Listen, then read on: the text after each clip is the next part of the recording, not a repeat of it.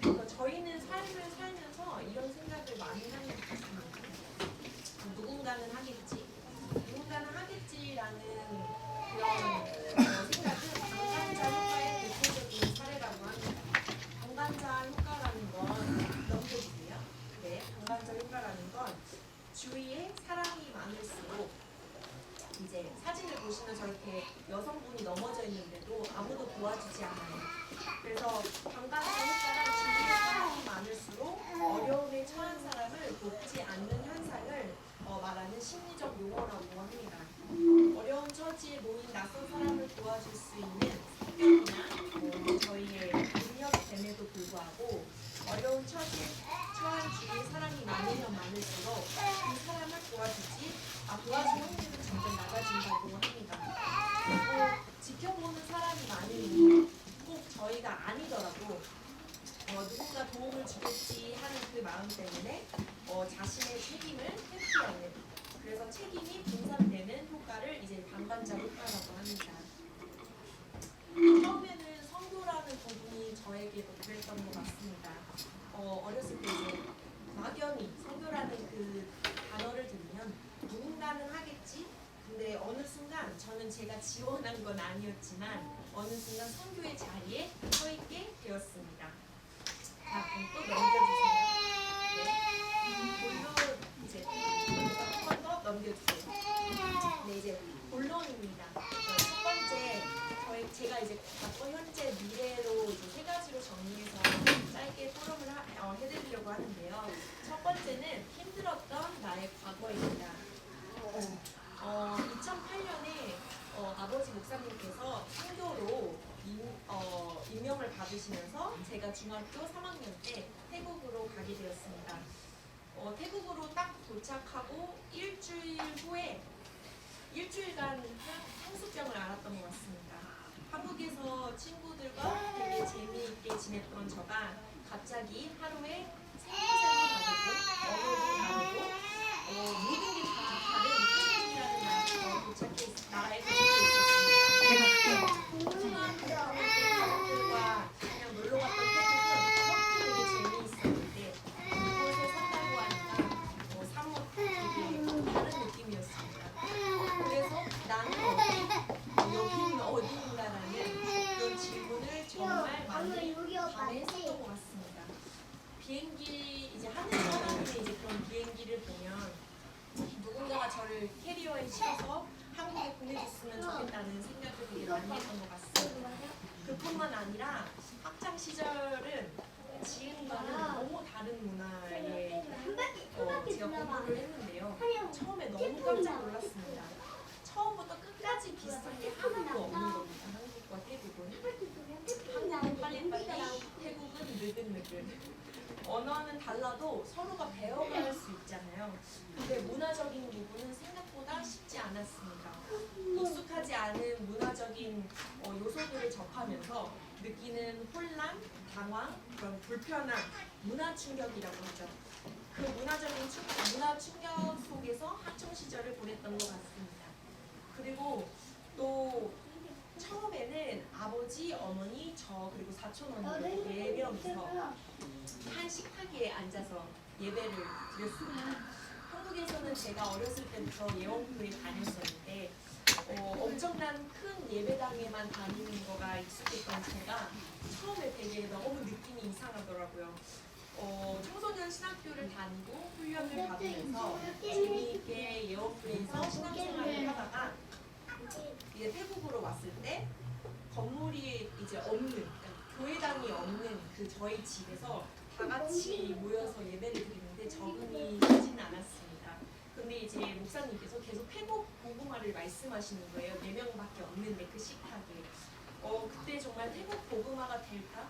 정말 이것이 가능할까라는 그런 생각을 계속 해왔던 것 같습니다. 그래서 하나님을 안다고 했지만 태국 복음화가 될 수 있을까라는 질문은 계속했던 것 같아요. 나는 왜 그 하도 많은 가정 중에 선교사 가정에 태어나게 하셨을까? 그 질문도 되게 많이 있고 부모님께서는 사명을 받아서 태국으로 가셨지만 나는 왜 왔을까라는 이런 질문을 계속하면서 이제 학창 시절을 보냈던 것 같습니다. 근데 이제 가장 중요한 게요. 힘들었던 과거를 얘기하려는 게 아니라 제가 여기서 내린 결론 부분은 하나님은 좋으신 하나님이라는 그 부분을 말하고 싶습니다. 그때는 그게 저한테 가장 좋은 게 아니라고 생각을 했거든요. 근데 나중에 돌아보면 항상 하나님께서는 좋은 것을 주시는 하나님이셨어요. 근데 오늘 또 2부 예배 정은 동생의 말씀을 들으면서도 너무 이렇게 흐름이 맞아서 오늘 정말 너무나 또 감사했고요.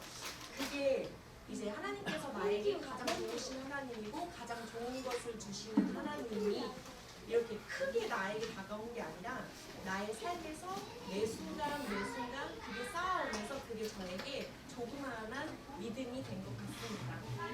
그리고 또 하나 실수하시지 않으시는 하나님, 나를 너무나 사랑하시는 하나님. 다른 나라에서 좁은 길 어쩌면 누군가는 하겠지라는 아니면 외롭다고 느껴지는 그 길이 실은 처음부터 끝까지 하나님은 항상 저와 함께 해주셨다는 겁니다. 그래서 하나님과의 관계, 나와의 관계가 너무나 중요하고요. 그 안에서 참된 정체성이 발견되어졌고 그때 참 감사가 회복됐던 것 같습니다. 이제 두 번째로 넘어가겠습니다. 그럼 이제 항상 두 번째는 이제 봉사 중인 오늘입니다. 네, 이제 항상 감사가 또 넘쳐나는 건 또 아닙니다. 제가 이제 솔직하게 뽕뽀롱을 하고자 합니다. 여러분께서 저희 인생은 항상 봉사 중인 것 같습니다. 제가 나이가 어려서 뭔가 인생을 논하기에는 어린 나이지만 항상 봉사 중인 거는 사실인 것 같습니다. 제가 감사가 그렇게 나오다가도 갑자기 현실을 보면 넘어지게 됩니다. 불신앙이 그리고 여김없이 찾아옵니다. 그러면서 제가 불가능해 보이는 태국을 세 가지로 잠시 소개해보고자 합니다. 자, 태국을 한번 보시면 이게 태국 국기입니다. 태국의 국기는 빨간색, 파란색, 하얀색으로 되어 있습니다. 빨강은 태국의 국민을 상징하고요. 하얀색은 불교를 상징하고 그리고 또 파란색은 태국의 왕족을 상징합니다. 태국 불교는 현재 하나만 더 넘겨주세요. 태국 불교는 지금 태국 사회에 매우 큰 영향을 미치고 있고 문화 그리고 정치, 사회 전반적으로 깊이 스며들어 있습니다. 태국 인구의 95%가 넘는 이상이 불교 신자라는 점을 감안하면 단순히 종교를 넘어서 태국인의 삶과 밀접하게 연관이 되어 있습니다. 그리고 저희 교회에는요 현재 10명의 신학생들이 이제 다 같이 모여서 지내고 있습니다. 다른 문화에서 온 저희가 그리고 특히 또 태국 문화의 가정과 태국 문화 우상 배경 속에서 각각의 상처와 배경을 가진 친구들이 다 같이 모여서 이제 항상 있는데요. 솔직히 말씀드리면 항상 감사가 넘쳐나는 것은 아닙니다. 가끔씩 하나가 되지도 못할 때가 있고요. 갈등도 많고요. 그리고 힘들어할 때도 많고요. 저를 포함해서. 근데 정말 감사한 것은 저희가 연약하기에 항상 또 하나가 될 수 없는 그런 체질을 가졌기에 저희는 그리스도밖에 고백할 게 없습니다. 그래서 하나님과 나와의 관계를 아까 전에 말씀드린 하나님과 나와의 관계를 넘어서 만남 속에서 그리고 그 관계와 수많은 갈등과 문제 속에서 하나님께서는 하나님과 우리라는 부분을 저에게 깨닫게 하셨던 것 같습니다. 나에게 역사하셨던 하나님 그리고 저를 치유해 가시는 하나님께서 저에게만 그 역사하시는 게 아니라 제 옆에 있는 모든 동역자들에게도 그리고 모든 사람들에게도 같이 역사하시는구나라는 게 되게 깊게 깨달아졌습니다. 그게 깨달아지니까 하나님과 나와의 관계가 깨달아지고 하나님께서 나만 역사하시는 게 아니라 다른 사람에게도 역사하시는 그 하나님의 정말 인격적으로 이렇게 체험되어지고 만나지니까요. 가장 나타나는 게 내 옆에 있는 사람이 너무나도 중요한 거죠. 그래서 너무 감사한 거예요. 그리고 두 번째로는 또 넘겨주시면 태국 왕족 문화입니다. 저 사진을 보시면 태국 왕족은 비펌 군주제로 국가는 그냥 국왕제뿐만이 아니라 상징적인 국가 수반으로 국민들의 깊은 존경과 지지를 많이 받고 있습니다. 그리고 막대한 또 자산을 보유하고 있어서 경제적으로도 큰 영향력을 지금 끼치고 있는 상황입니다. 또 하나의 되게 숨겨진 어마어마한 우상입니다. 그리고 사람들은 이제 왕족의 사진을 집에다 이제 이렇게 걸고 있는데요. 그만큼 태국 사람들은 진짜 왕족을 신성시하고 있고 왕족을 비난하거나 비방하는 행위는 이제 법적으로도 엄격하게 처벌을 받습니다. 이 왕족을 보면 또 강력합니다.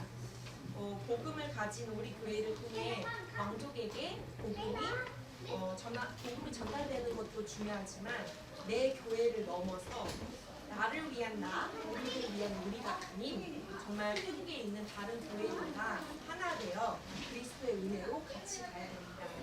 그리스도 예수 안에서 저희는 형제고 자매입니다. 하나님의 사역과 복음을 전파하는 일에 하나된 우리가 선교를 혼자서 감당하는 것이 아니라 서로의 필요를 채워가며 하나님의 최대의 지상 명령에 복음 사명을 감당해야 합니다. 그것이 하나님께서 원하는 자세입니다.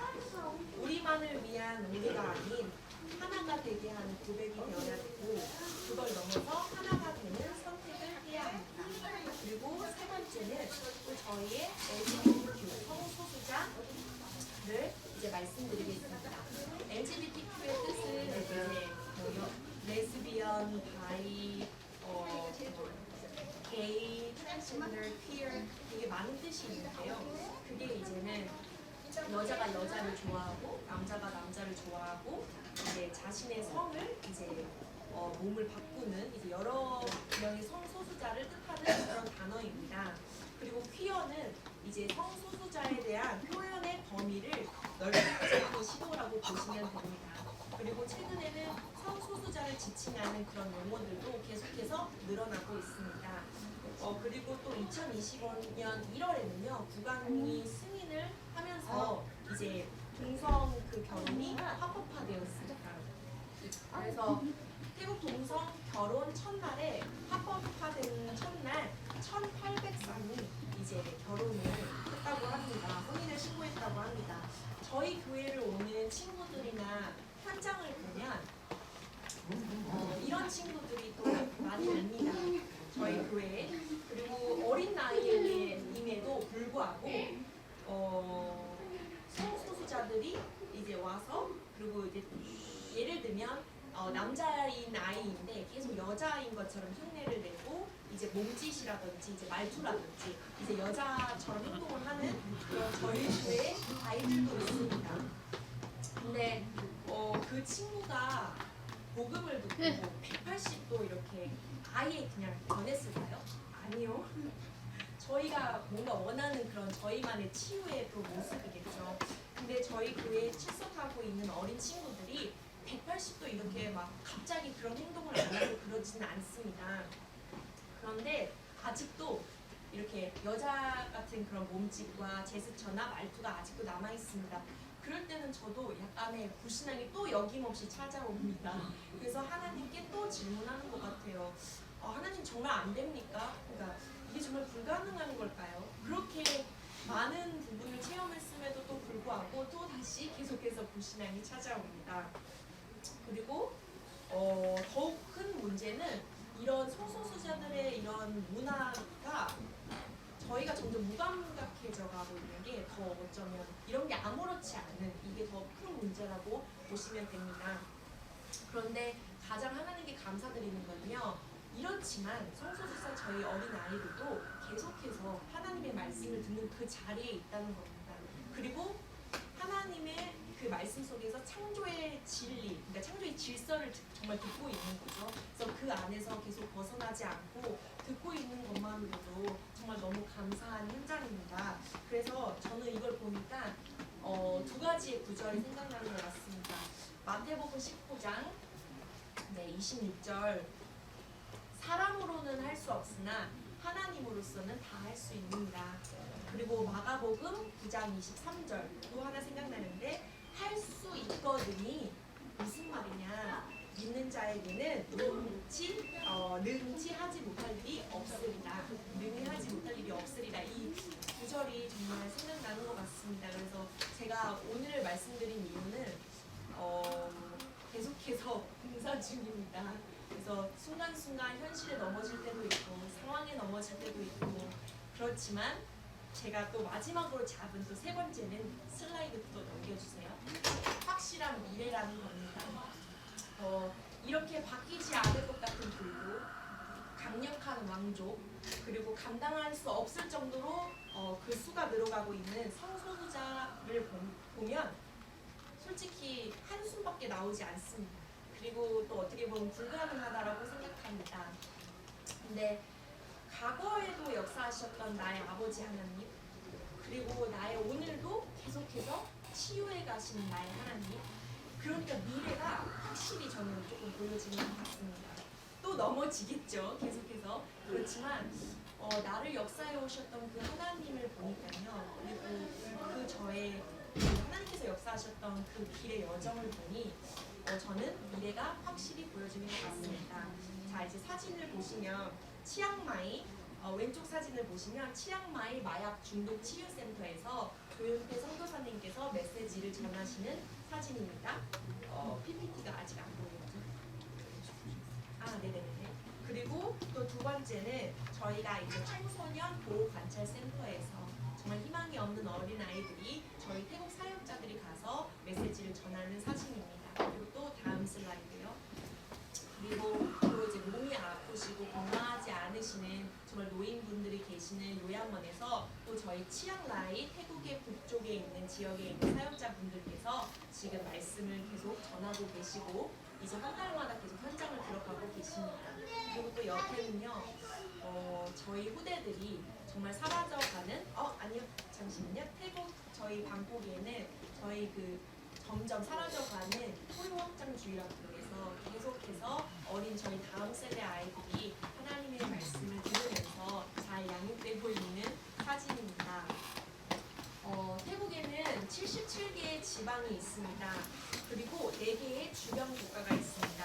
태국, 미얀마, 라오스, 캄보디아, 베트남 이 주변 국가와 저희가 같이 협력하려고 합니다.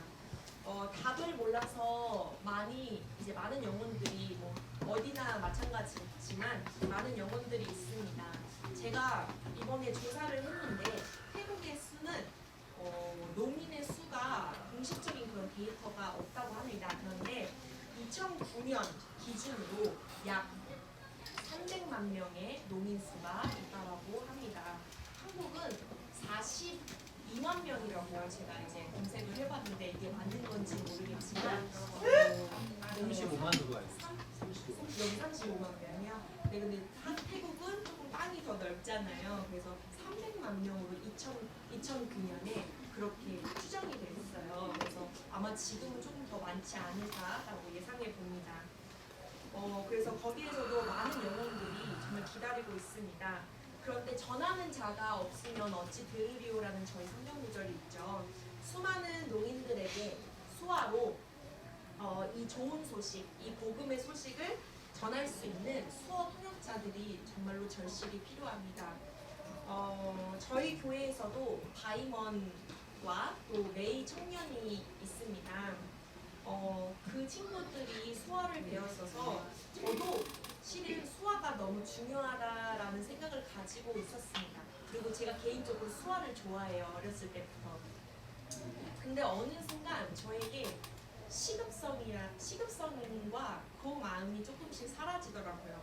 어느 순간 제가 하는 일, 사역, 그리고 또 현실에 너무 바빠서 계속 까먹고 나와 이렇게 밀접하게 관련이 없다라고 생각을 하니까 저에게 점점 이렇게 멀어지는, 그러니까 계속해서 까먹게 되는 그런 사역이었습니다. 솔직히 말씀을 드리면. 근데 결론은 제가 이 성경을 준비하면서 제가 느낀 건데요. 결론. 네. 넘겨주세요. 네. 결론이 나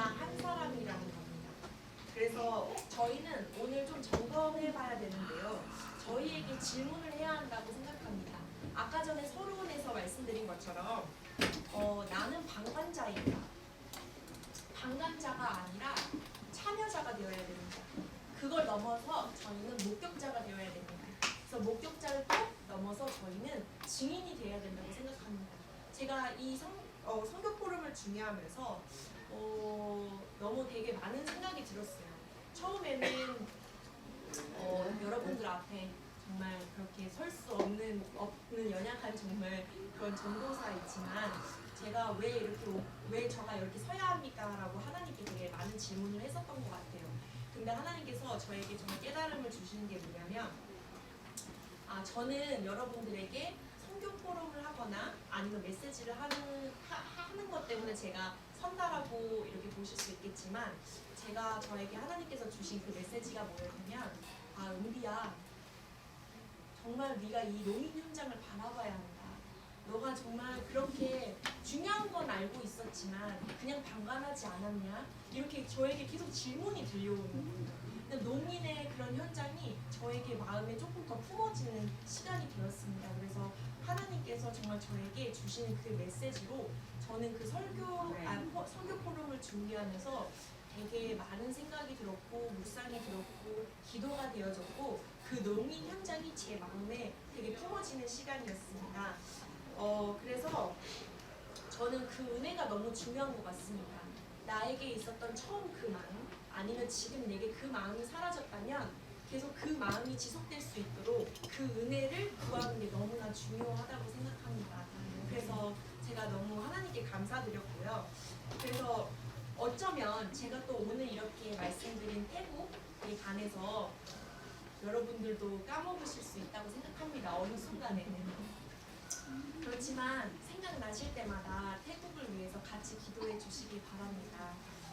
태국에서도 아까 전에 말씀드린 것처럼 많은 그 농인분들이 많이 계십니다. 그리고 태국을 꼭 태국만 위해서 기도해달라는 건 아니고요. 태국을 넘어서 동남아 그리고 동남아시아 그리고 저희 전 세계에 있는 농인분들이 너무나 많이 있습니다. 그래서 저희가 그 영혼들을 위해 기도해야 하는 게 먼저 가장 중요하다고 생각을 합니다. 하나님의 최고의 관심, 그 전도와 성도, 그 시작하는 나 한 사람이 되게 중요하다고 생각합니다. 그래서 제가 이제 아까 말씀드린 것처럼 누군가는 하겠지. 그게 아니라 이제 저희가 정말 증인으로 설 수 있으면 좋겠습니다. 그리고 이제 결론으로 조금 더 간략하게 말씀드리면 오늘 제목이 고백이 아닌 고백을 넘어 선택이라는 그 주제를 그 제목으로 정했는데요. 저는 솔직히 이 성경 구절을 되게 좋아합니다. 정말 누가 갈 거라고 물어보셨을 때 정말 기꺼이 나를 보내서서 하는 그 자세가 너무 중요한 것 같습니다. 저도 아까 말씀드린 것처럼 농인 현장 바이몬 청년이 매일 청년이 하겠지. 그래 중요한 건 알고 있어 라고 했던 저의 모습이 되게 많이 보여지더라고요. 근데 이번 기회를 통해서 다시 한번 태국을 위해서 기도해 주시기를 바랍니다. 정말 하나님께서 숨겨두신 태국어 수화 통역자 그리고 또 정말 수화를 마음에 품고 나의 인생을 하나님의 일에 헌신할 수 있는 그런 사역자들이 일어날 수 있도록 많은 기도 부탁드립니다. 그래서 또 중요한 건 여기서 중요한 것은 그냥 고백이 아니라 고백을 넘어서 선택이라고 말씀을 드렸는데 가장 중요한 건 이건 것 같습니다. 하나가 되는 고백 또 하나가 되는 고백을 넘어서 하나가 되는 선택을 하는 것이 가장 중요하다고 생각을 합니다. 왜냐하면 하나가 되지 못하면 아무 소용이 없습니다. 그래서 하나님께서 원하시는 것이 정말로 무엇인지를 질문하기를 원합니다. 그래서 하나님의 뜻이 저희의 뜻이 되기를 원하고 하나님의 마음이 저희의 마음이 되기를 원합니다. 그래서 저도 항상 그 마음 놓치지 않고 누군가는 하겠지라는 그런 방관자의 마음이 아니라 태국에 가서도 항상 농인교회를 위해서 기도하겠습니다. 그래서 제가 아까 다시 한번 또 말씀드리자면 태국을 위해서도 많은 기도 부탁드립니다.